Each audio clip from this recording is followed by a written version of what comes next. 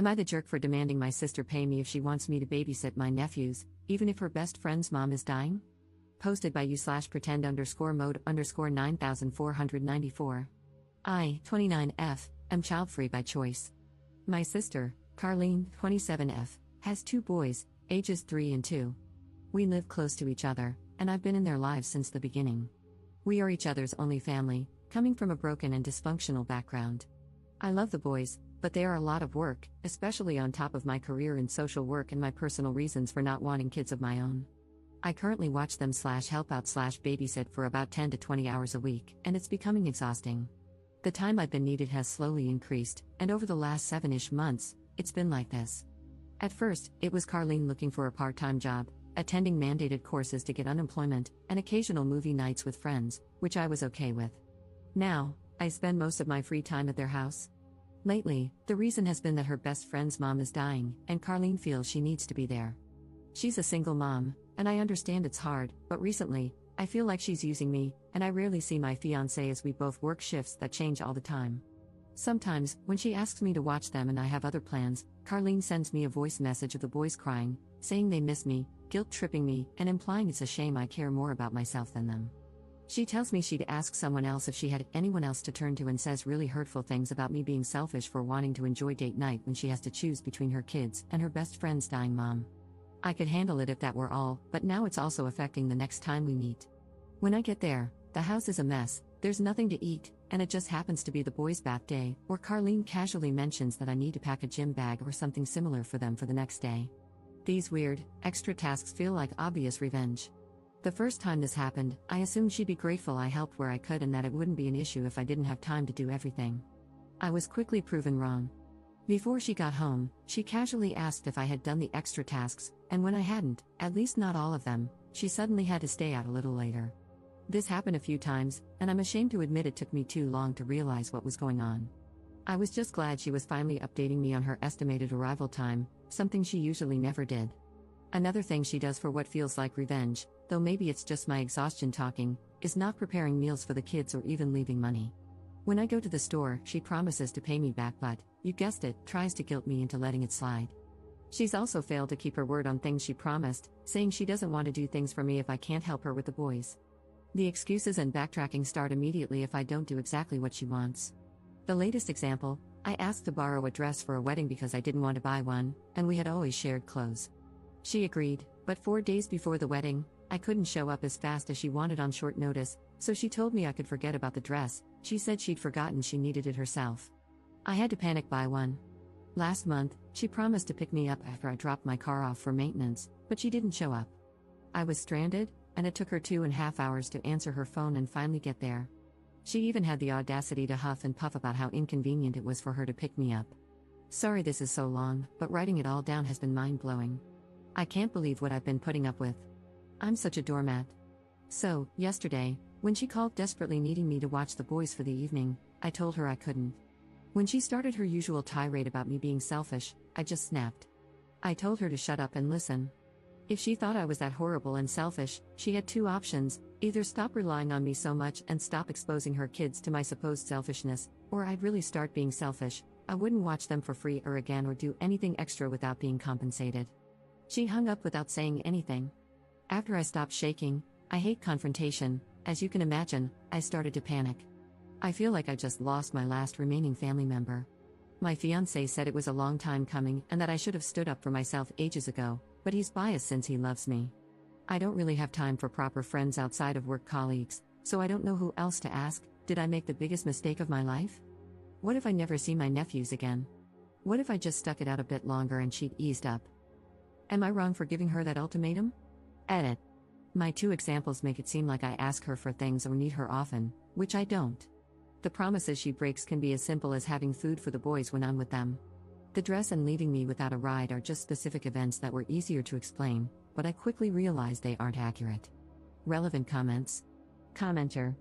Is there a reason the father of these children isn't helping take care of them? I can't imagine expecting a family member to step in and handle a significant portion of the parenting of my own children. If she wasn't prepared to be a parent, she shouldn't have had 2 children. Ops response. She got really angry at me when I asked about their dad whenever she was pregnant, and I just left it at that. She hasn't had a long-term boyfriend since high school, as far as I know. I don't even know if the kids have the same dad. I kind of doubt it due to their differences in skin tone and features. Commenter 2. If you think the boys are in an unsafe home, abuse, neglect, lack of food, call CPS. Ops response. I'm a mandated reporter due to my profession, and I've been trying to distance myself from the situation to assess whether I need to make the report. However, it's always so subtle, and she knows what to avoid doing and saying because she grew up with CPS. Commenter 3. You know that never seeing your nephews again is never going to happen.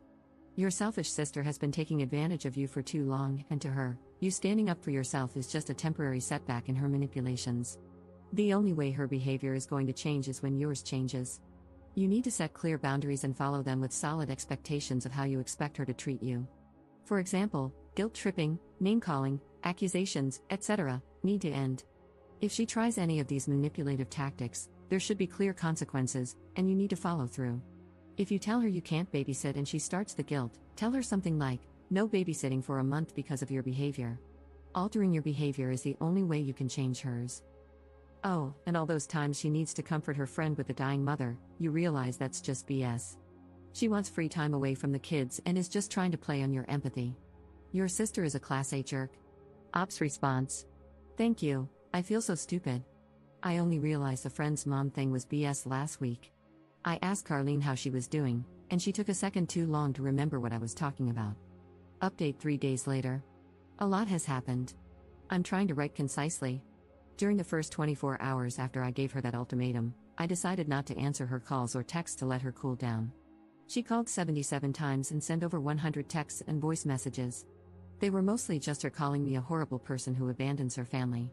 With my fiancé's help, I outlined a few rules for the future in case she comes to her senses and agrees to my terms. I wanted them ready, even though it seemed like she would never come around. My conditions included watching them up to 3 times in 2 weeks, for no more than 4 hours at a time. Meals needed to be provided. No bath time or bedtime. I wouldn't spend any money. I received messages from an unknown number accusing me of being a horrible sister because now they have to watch their mom die alone without Carlene there to comfort them. Based on my earlier suspicions and the language similarities, I believe it was my sister pretending to be her friend. I talked to my supervisor on Friday afternoon and asked for her opinion. I first asked if it was okay to discuss personal matters, and she was great about it. I don't work with children, and CPS has never been part of my work, so I wanted to double-check with someone more senior. We made a report together on Carlene. The supervisor said it was better to do so, especially now that things have escalated and she might retaliate against me by harming the boys, as she's clearly not above that. I'm probably going to give her next week to cool off before resuming contact, and depending on what the messages and voice messages say then, I might reach out. If they're as abusive as they are now, I probably won't respond at all.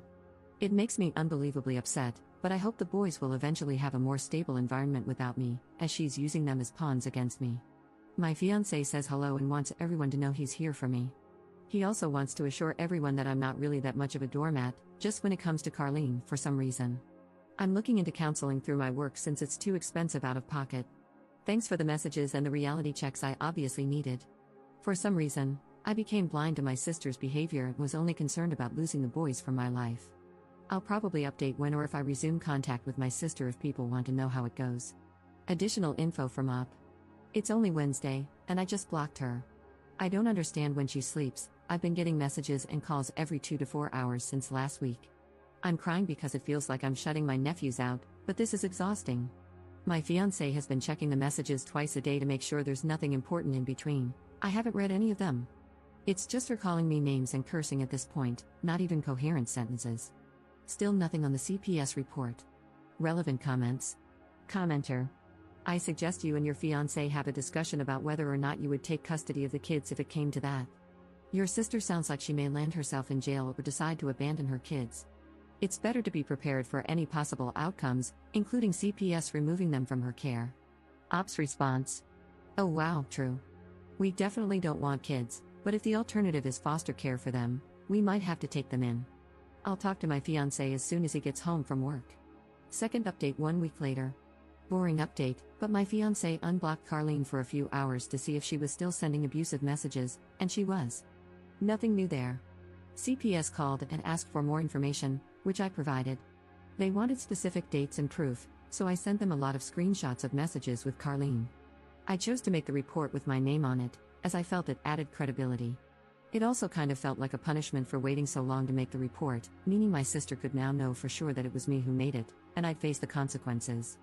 I've had one Zoom appointment with a psychologist through my work. It's been great so far, and I already got homework on boundaries. It seems fast, but she said they're trained to move quickly since we usually get 5 visits, and there should be progress within that time. I haven't heard from Carlene or the kids, other than the abusive messages. I'm ashamed to say I've driven by the house a couple of times just to see if everything looks normal, and it does. I had a talk with my fiancé after a commenter suggested the kids might need to be removed from Carlene and asked if we were planning on fostering or anything if it came to that. We aren't, we don't want kids and have known that from the beginning. Day-to-day life as a family with kids sounds absolutely horrible. To be honest, there's nothing that appeals to us. We don't even want pets.